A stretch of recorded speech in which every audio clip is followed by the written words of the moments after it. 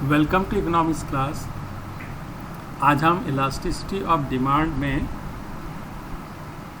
कौन से फैक्टर्स है जो इलास्टिसिटी को अफेक्ट करता है, प्राइस इलास्टिसिटी को, वो हम बताने वाले हैं। तो शुरू करते हैं। Factors affecting price elasticity of demand. एक तो ये है नेचर ऑफ कमोडिटी जो कि इफेक्ट करता है। किस तरह से?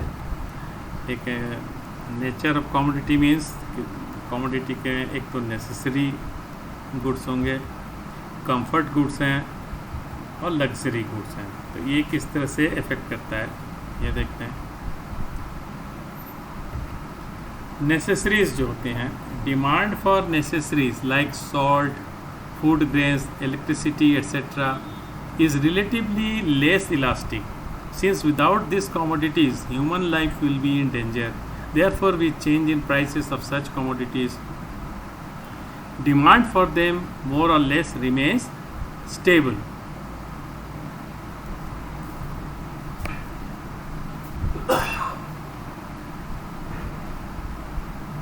इसका मतलब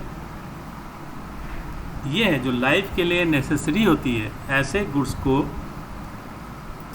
प्राइस थोड़ा घटने बढ़ने का उतना असर नहीं होता उसके कंजम्पशन में, इसलिए वो थोड़ा सा लेस इलास्टिक होती है, मतलब उसमें ज़्यादा चेंजेस नहीं आती है प्राइस बढ़ना या घटने से। फिर है comforts. Demand for comforts like milk, fans, cycles etcetera changes in almost the same proportion in which the price changes. Therefore, elasticity of demand in case of such goods is unity. तो जो हमारे comforts के हैं बहुत उसके बिना भी चलाया जा सकता लाइफ, लेकिन उसको वो भी ज़रूरी है, जिसका जैसे एग्जांपल्स हमने दिया उसमें ये देखा जाता है कि करीब करीब जो चेंजेस है प्राइस के रेस्पेक्ट में होता है, जैसे प्राइस होता है उससे थोड़ा सा उसी प्रोपोर्शन में करीब करीब वो चेंज होता है। तो ये यूनिटी इलास्टिसिटी ऑफ डिमांड इनका 1 के आसपास होता है ऐसे गुड्स के।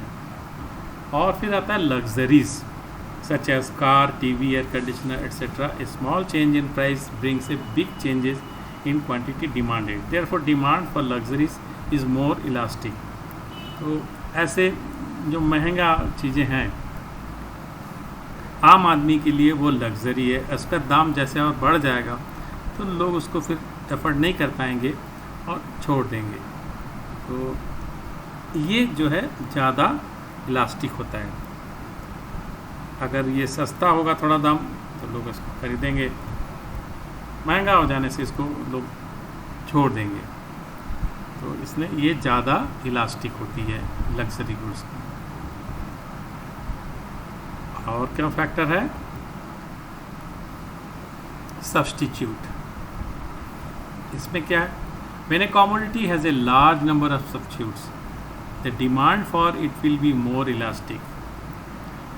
अगर बहुत सारे इसका अल्टरनेट्स हैं जिसको यूज़ कर सकते हैं तो ये ज़्यादा इलास्टिक होगा. अगर प्राइस बढ़ेगा तो लोग उसको छोड़ देंगे, उसका अल्टरनेट यूज़ करना शुरू कर देंगे. एग्जाम्पल में दिया है, for example Modi tyres has a number of substitutes like JK tyres, Apollo tyre etcetera. If the price of Modi tyre rises it is substituted by other tyres which become relatively cheaper. तो जो उसका alternate है वो थोड़ा सा सस्ता लगने लगेगा, लोग उसका यूज़ करेंगे. And so the demand for Modi tyre falls substantially. On the other hand demand for goods having less और no substitutes is inelastic or less elastic. For example, demand for cigarettes, newspaper, matchsticks etc. is less elastic as they have very few substitutes.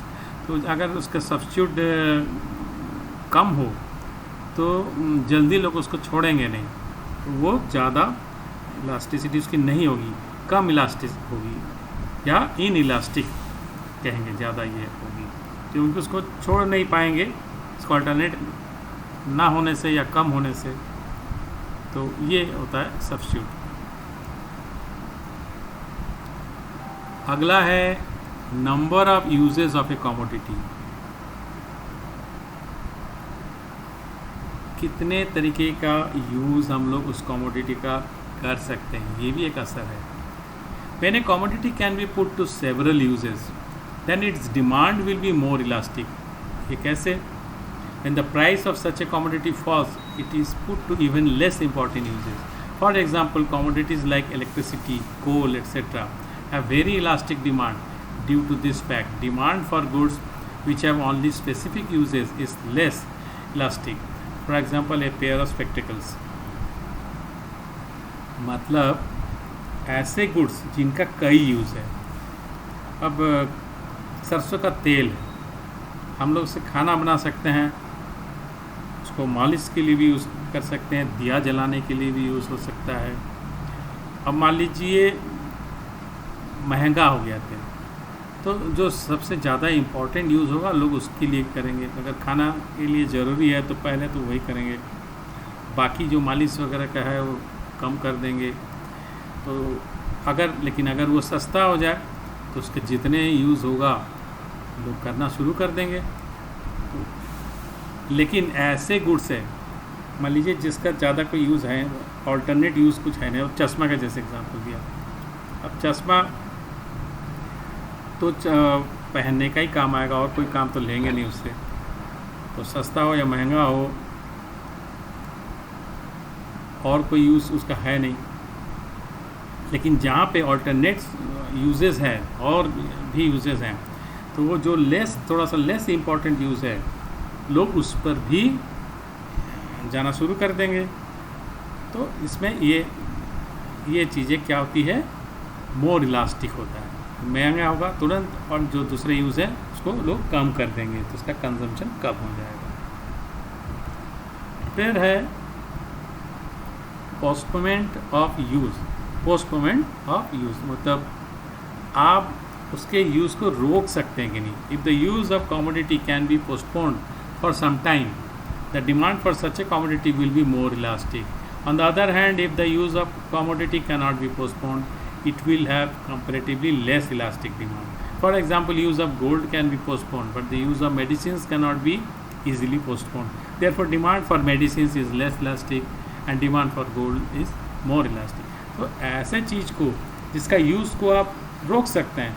अब महंगा हो जा रहा है तो आप उसका यूज़ फ़िलहाल रोक देंगे, थोड़ा सस्ता हो जाए तब यूज़ कर लेंगे, तो उसका नेचुरली डिमांड तुरंत कम हो जाएगा. लेकिन ऐसे गुड्स है जिसका आप यूज़ रोक नहीं सकते हैं, तो दाम बढ़ा फिर भी आपको लेना पड़ेगा. जैसे एग्जांपल दिया मेडिसिन का, अगर दाम बढ़ भी जाए तो यूज़ तो करना ही है, तो करेंगे.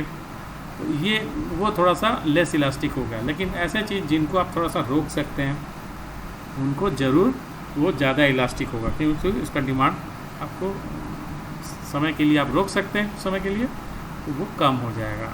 तो ऐसे गुड्स जो है इलास्टिक ज़्यादा होते हैं. और है proportion of income spend.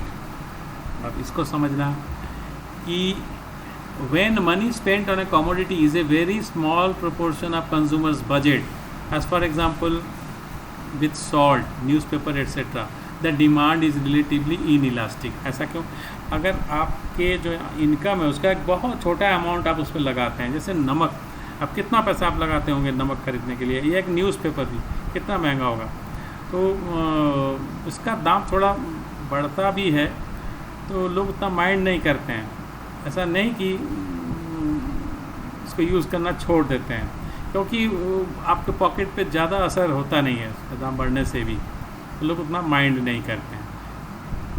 On the other hand, if the amount of money spent on A commodity is fairly large, it's demand will be relatively elastic.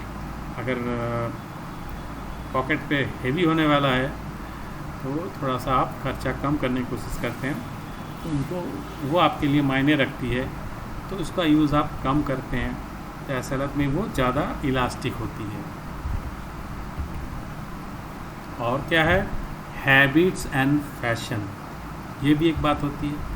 Once people form a habit of consuming a particular commodity, they do not care for price changes over a certain range.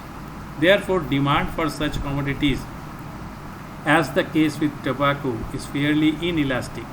Similarly, demand for those goods which are in fashion is usually inelastic. अगर आपका habit बन गया उसके use करने के लिए, या fashion है उसका यूज़ करना और आप उस फैशन को छोड़ नहीं सकते हैं, तो ऐसे गुड्स का जो है इलास्टिसिटी बहुत कम होता है, इन इलास्टिक होता है, क्योंकि जल्दी आप उसको छोड़ते नहीं, दाम थोड़ा बढ़ने से भी आप उसको छोड़ते नहीं, तो ये रिलेटिवली इन इलास्टिक होता है। फिर है level of income. Generally the demand for those people whose income is either very high और very low is relatively less elastic because change in price does not bring a corresponding change in demand. But in case of middle income group, demand is relatively elastic since a change in price is accompanied by a large change in demand. अब जो अमीर लोग बहुत ज़्यादा जिनके income है वो जो चीज़ लेते हैं, अब थोड़ा दाम बढ़ना उड़ना उनके लिए कुछ माने नहीं रखता है कि बहुत पैसा है, बढ़ गया तो कोई बात नहीं है, तो जल्दी वो कोई चीज़ छोड़ते नहीं अगर वो इसको यूज़ कर रहे हैं, क्योंकि उनको खास फ़र्क ही नहीं पड़ता है। और दूसरे तरफ जो बहुत गरीब होते हैं उनमें ऐसा क्यों होता है, उनके गुड्स जो है ही इन इलास्टिक होता है जैसे अमीर लोगों का होता है, ऐसा क्या बात है? उनका रीज़न ये है कि वो बहुत कम ही चीज़ यूज़ करते हैं और बहुत ही एसेंशियल होता है तभी वो यूज़ करते हैं, वो ऐसे चीज़ को लेते हैं जो अब वो छोड़ नहीं सकते हैं, तो उनके पास ज़्यादा गुंजाइश ही नहीं बचता है कि कोई चीज़ को वो छोड़ सकें, कुछ उनके पास ज़्यादा कुछ है ही नहीं। तो ये एक वजह होता है कि वो जो चीज़ यूज़ करते हैं उसको फिर छोड़ना उनके लिए पॉसिबिलिटीज़ कम होता है, तो ये रिलेटिवली इसलिए इन इलास्टिक होता है। हाँ, इलास्टिक कौन सा होता है? जो मिडिल क्लास यूज़ करते हैं उनमें देखी जाती है कि उनकी यूज़ की चीज़ें जो है ज़्यादा इलास्टिक होता है, वो क्योंकि मिडिल रेंज में होता है, उनको एडजस्ट करना पड़ता है अपने इनकम को, तो इसलिए उनका जो यूज़ की चीज़ें हैं वो ज़्यादा इलास्टिक होती है। फिर है रेंज ऑफ प्राइसेस, ये भी देखा जाए क्या है। Generally demand for very low priced and very high price goods tends to be inelastic. ये कैसे? Demand for goods with middle range prices tends to be more elastic. जैसा भी बात हुआ,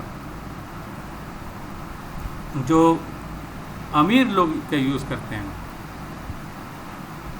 वही बात है कि प्राइस भले उसका ज़्यादा हो और ज़्यादा भी हो जाए फ़र्क नहीं पड़ता, या जो गरीब लोग यूज़ करते हैं बहुत ही कम कीमत की होती है तो उसमें भी कोई ख़ास फ़र्क नहीं आता है।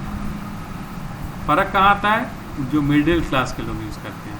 For example, in case of very low price goods like salt, a further fall in price will not appreciably expand the demand for them. मतलब जो अब नमक के दाम बहुत कम होता है, थोड़ा बहुत और भी कम हो गया तो आप ऐसा नहीं कि दाल में अब ज़्यादा नमक मिला के खाना शुरू करेंगे, तो आप ऑलरेडी जो ज़रूरत है उतना ही आप लेते हैं, तो दाम बढ़े या घटे उससे कुछ खास फ़र्क नहीं होता है कि आप नमक खाना ज़्यादा कर देंगे उसमें दाल में, या फीका दाल पीना शुरू करेंगे, तो ऐसा नहीं होगा।